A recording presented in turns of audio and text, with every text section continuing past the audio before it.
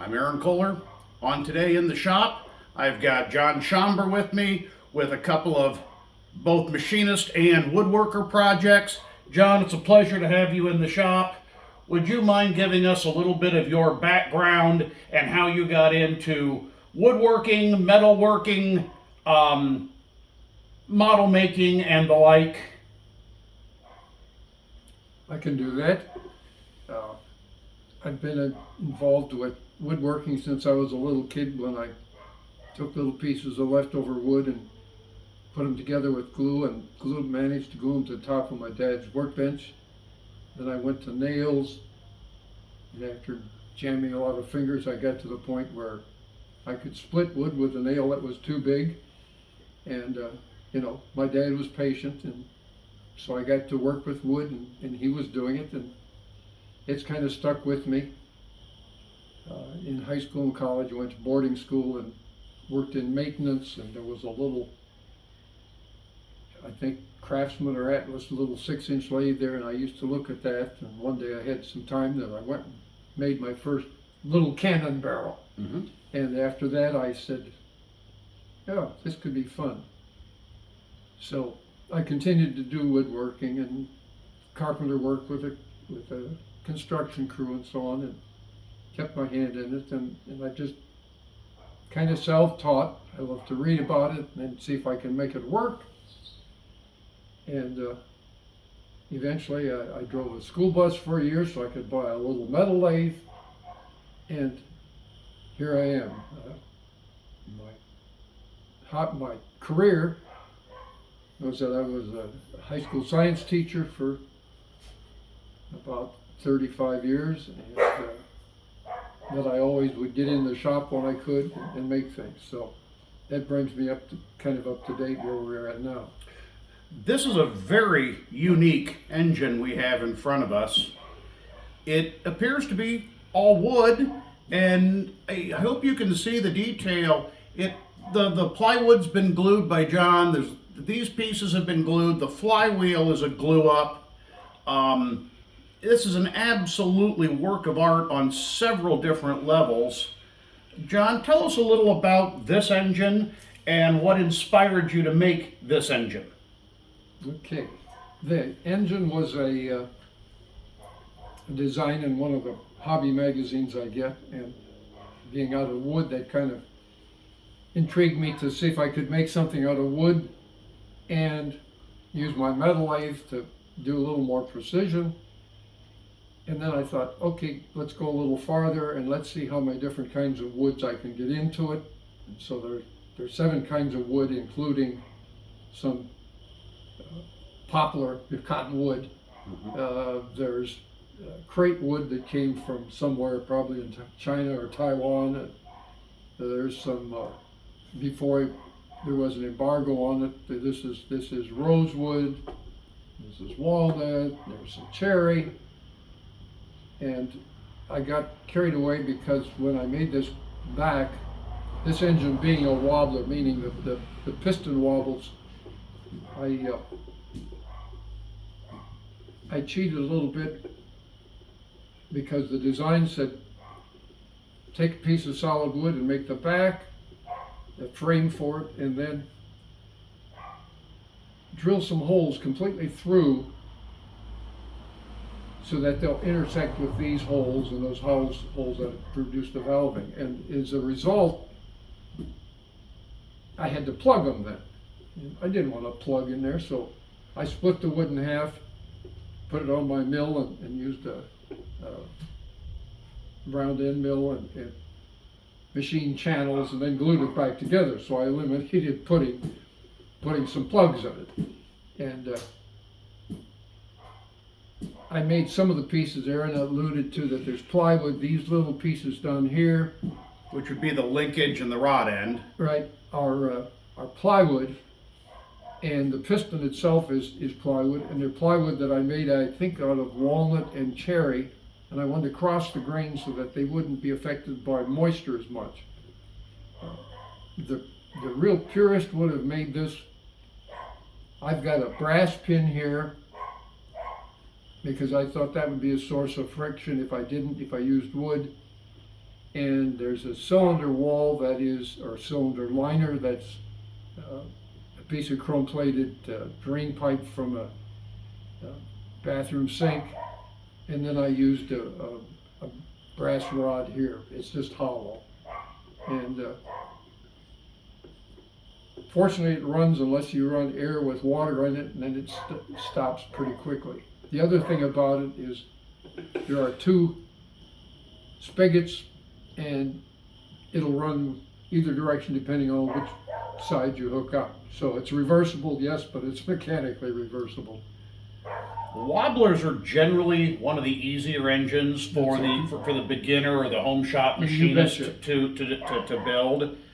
Traditionally, John, there's a spring here. Is there a spring on yours? There's a spring inside of that. There is a spring inside of that. The spring holds the tension of the cylinder against the frame so you don't get air leak when you're transferring from your intake in. On the exhaust, it doesn't matter much, but you still want a decent seal to make the engine run nicely. Right. Absolutely, absolutely fascinating little engine, John. The detail here, guys. You can see the stud and nut to hold the main cap on the top. Yeah, it is double acting, so there's a seal down here in effect. Same thing here. It's double acting. It'll run either way, which we can put a reversing gear or make a reversing gear out of a block to just divert your air whichever way to run it. I hope this shows up really well for you all to see. This is a beautiful, beautiful little engine. John alluded to he used a piece of leftover something for a cylinder liner, made his own plywoods. When doing a project like this, sometimes there is no wrong answer. It's make it to suit, make it to fit, add a little bit of your own personality to it.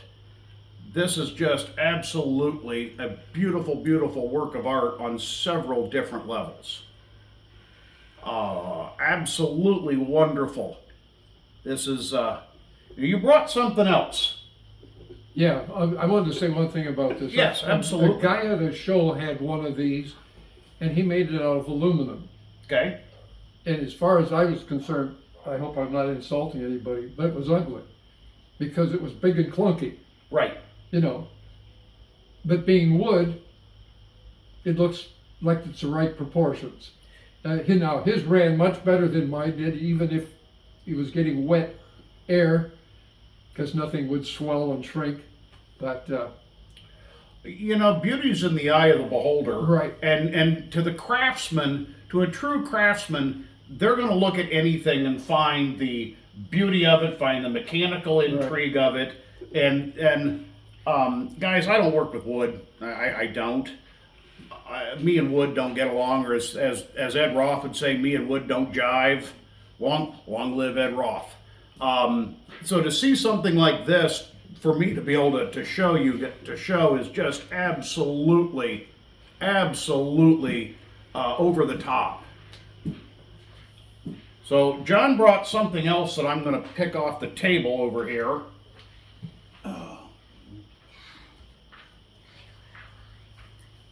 This is a hand plane,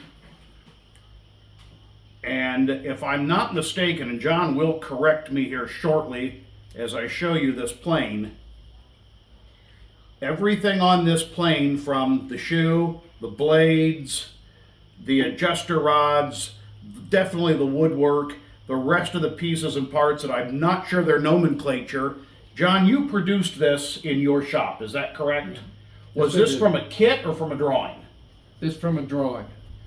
Okay. Would you tell us a little about this beautiful wood plane? Okay.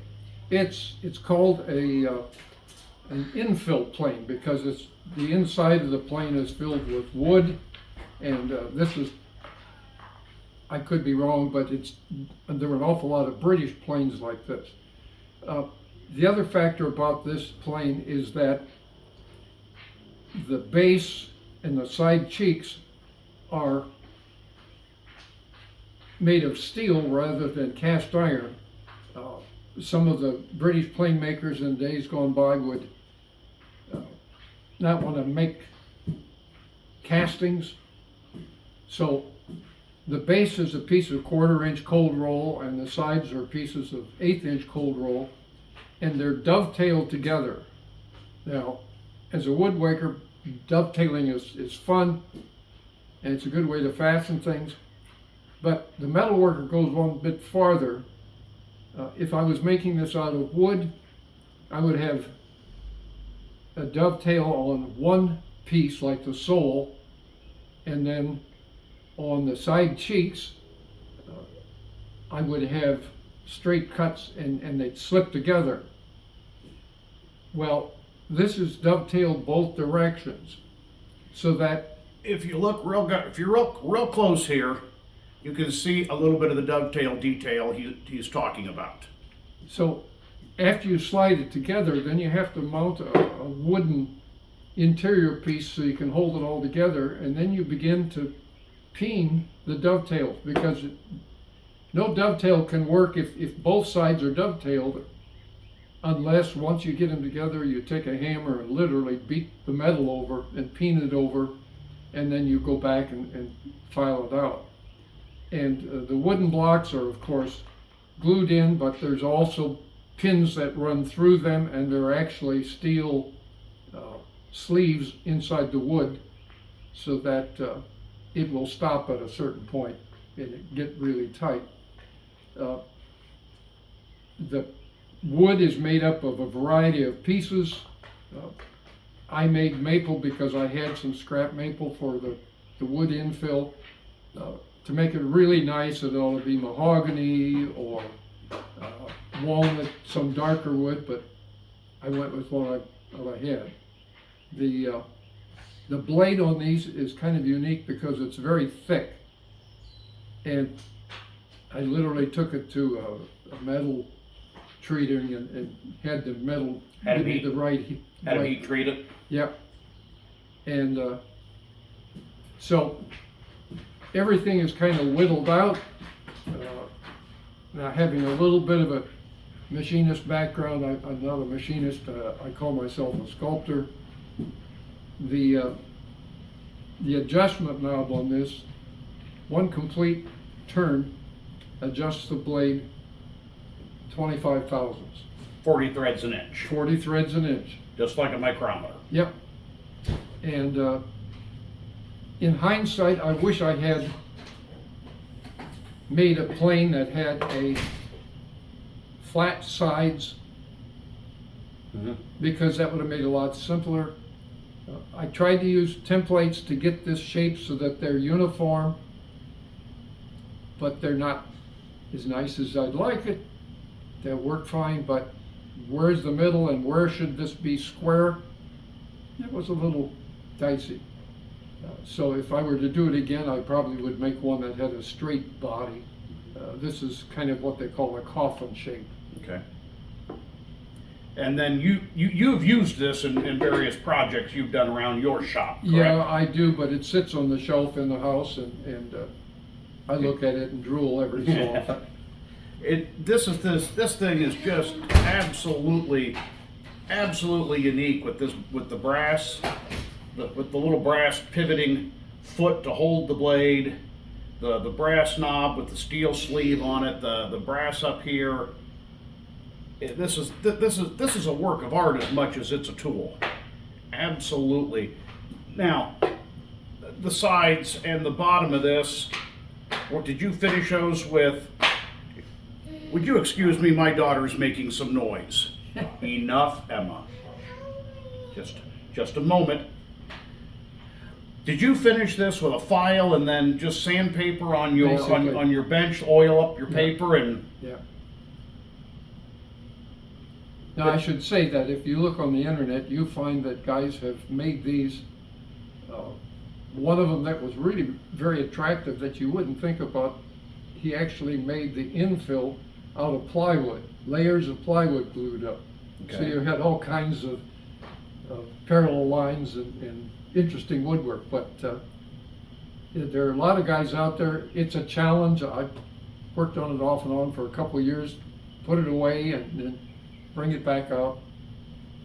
But it's something to pass on to my grandkids if they so inclined. Now I'm going to ask you something about both of these engines, or both of these projects. Yeah.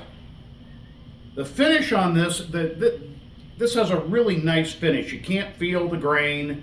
You can't. What did you do to finish these? Is this a shellac, a polyurethane? Did you do what the gunsmiths call sanding in a finish? What did you finish these with to get this beautiful grain-free finish on these, John? Well, one of my least favorite things to do is to finish stuff. And so I tend to work them down with between coats with light grade of sandpaper, get the fuzz off, and then put another layer on and work it. And what are you using? Are you using a polyurethane, a varnish? What are you using? I'm usually using some polyurethane. Okay. Poly's pretty forgiving for wood, is that not? Yeah. Okay. And it will harden enough if you give it time that you can go back and work it a little bit and Okay. give it a coat of wax or whatever you want for polish. And then just use car wax or just use a car wax or, Yeah. or a Carnauba type wax on it Yeah. to give it a real nice gloss. Yeah, and actually on the steel parts, and I have to watch it, it's beginning to collect a little rust. There's a special wax that the British museums came up with that model makers tend to use because it doesn't mind being handled. It doesn't leave you with fingerprints and stuff. What is that material called? Do you Oh, remember? I was afraid you were going to ask. It disappeared. I'll have to give it to you, and you can put it in We'll figure out what that is and put it in the description if anybody's real interested. Sorry about that, guys. Or ladies, whichever. So, well, just some absolutely beautiful projects where this is a great way to melt woodworking and machining together.